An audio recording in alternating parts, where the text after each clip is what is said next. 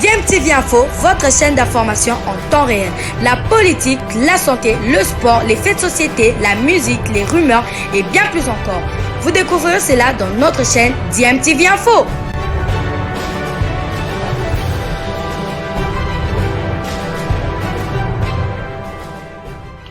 Vous êtes sur DMTV, bonjour ou bonsoir, tout dépend de l'heure à laquelle vous nous suivez. Tout plaisir est pour nous de vous retrouver, mais surtout de savoir que vous êtes nombreux en train de suivre votre chaîne YouTube DMTV. DMTV qui vous propose l'actualité, vous propose également des analyses et des réflexions sur des sujets d'actualité, sur des faits sociaux, tout simplement sur des réalités que nous observons ici chez nous en République démocratique du Congo.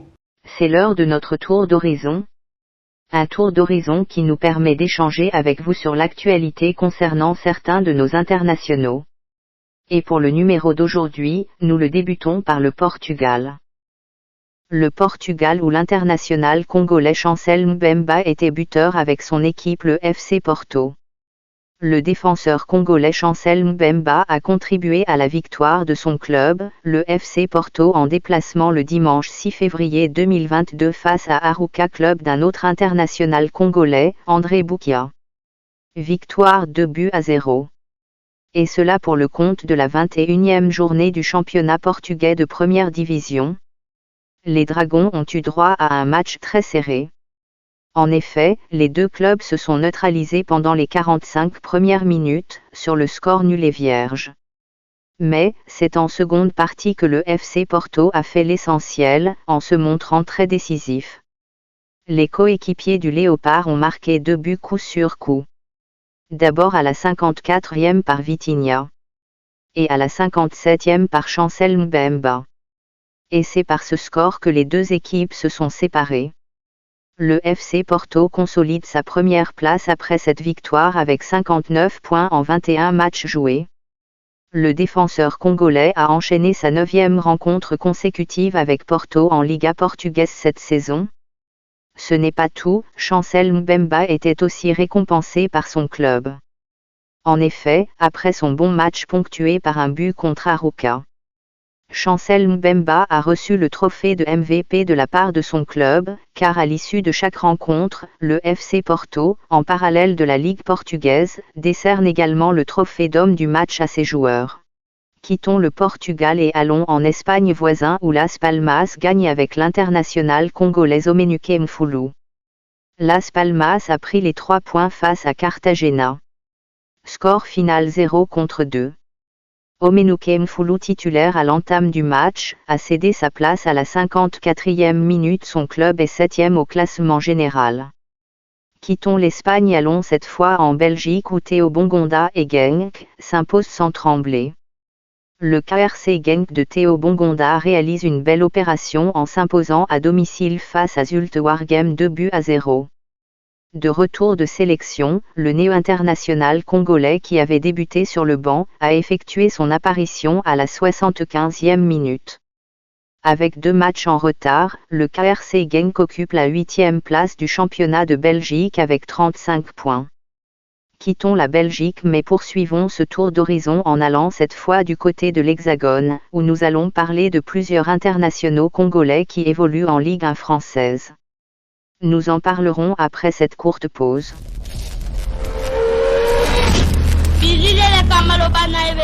En Ligue 1 française, Vital Nsimba et Clermont surprennent l'OGC Nice. Vital Nsimba et Clermont ont eu raison de l'OGC Nice sur sa pelouse l'après-midi du dimanche 0-1. Titularisé en défense sur le flanc gauche, l'international congolais et ses coéquipiers n'ont laissé aucune chance à l'OGC Nice de marquer un seul but malgré ses attaques à répétition.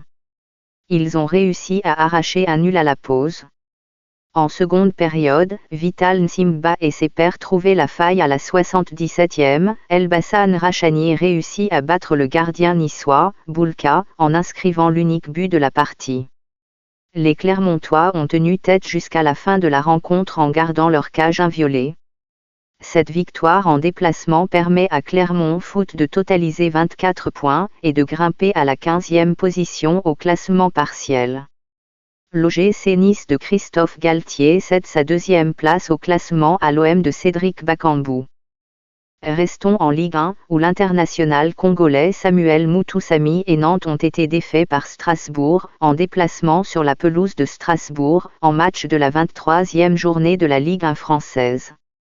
Le FC Nantes et Samuel Mutusami ont été battus par 1-0 dans un duel équilibré, les deux formations se sont séparées sans but en première période. Mutusami a failli tromper son propre gardien, Lafont, sur une passe en retrait catastrophique à la 37e minute. La seconde période fera le bonheur des locaux, dans le dernier quart d'heure avec Dimitri Linard qui marquait, d'une frappe sous la barre l'unique but du match pour le 1-0 pour Strasbourg, et c'est sur cette note en faveur des locaux que le match s'est soldé. Samuel Mutusami était titulaire au coup d'envoi, il a cédé sa place à la 66e minute à Pereira de Sa.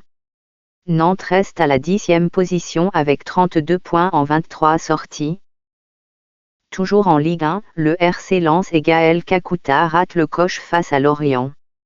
Les Lensois de Gaël Kakuta se sont inclinés, le dimanche, en déplacement sur la pelouse du FC Lorient par 2-0.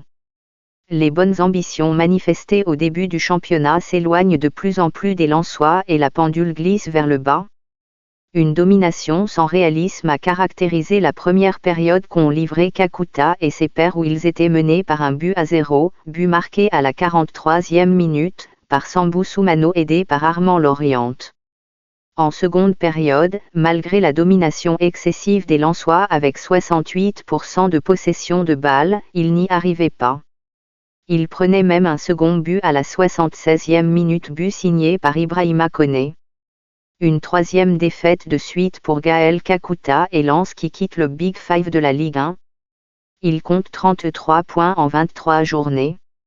Chutons avec ce tour d'horizon en allant cette fois du côté de la Turquie et de la Tanzanie, mais nous en parlerons après cette courte pause.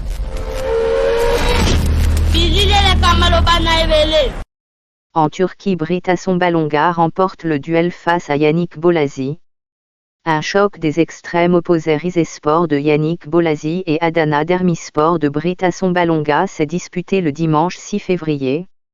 Cela pour le compte de la 24e journée de la Super League turque. Les coéquipiers d'Asombalonga se sont imposés 3-1 en déplacement. Rizespor a encaissé 2 buts à la première mi-temps à la 27e puis à la 33e. Des buts marqués simultanément par Birkir Bjarnason et Mario Balotelli 2-0. Le club de Yannick Bolazi s'est fait malmener du début à la fin. Yannick Bolazi n'était pas titulaire mais il est entré sur le terrain à la 46e minute. Et n'a rien changé pour son club puisque Balotelli alourdissait la marque à la 71e minute pour le 3-0, avant qu'il ne cède sa place à l'international congolais Brita Sombalonga. Malgré le but de la réduction du score des locaux par Sarri à la 80e minute, le match s'est terminé par le score de 3-1. Yannick Bolazi et son club demeurent dans la zone rouge et occupent la 18e place au classement avec 22 points alors que Adana Demirspor de Brita Sombalonga se classe 3e avec 40 unités. Terminons ce tour d'horizon par la Tanzanie. La Tanzanie où Fiston Mayele se distingue. L'ancien attaquant de la SV Club, Fiston Mayele Kalala, a été élu joueur du mois de janvier du championnat tanzanien de première division. Cette distinction vient récompenser l'adaptation réussie de l'attaquant congolais chez les Young Africans. Il confirme donc sa classe de meilleur buteur. Félicitations à lui et nous lui souhaitons de continuer dans cette dynamique. Voilà, nous sommes de retour et merci à vous de nous avoir suivis. Merci de continuer à faire confiance à votre chaîne DMTV et nous espérons en tout cas que ce sujet vous aura plu et si c'est le cas, laissez-nous un maximum de j'aime. Merci de partager avec nous aussi votre point de vue en nous laissant un commentaire. Abonnez-vous si vous êtes nouveau ou ancien et que vous ne vous êtes pas encore abonné. N'oubliez pas d'activer la petite cloche de notification en cliquant tout simplement sur celle que vous verrez apparaître dès que vous serez abonné parce qu'elle vous permettra de ne plus rien manquer des prochaines vidéos que nous vous proposerons. Encore une fois, merci à vous, avec espoir de vous retrouver très bientôt avec un autre sujet d'actualité. En attendant, portez-vous bien et DMTV vous dit au revoir.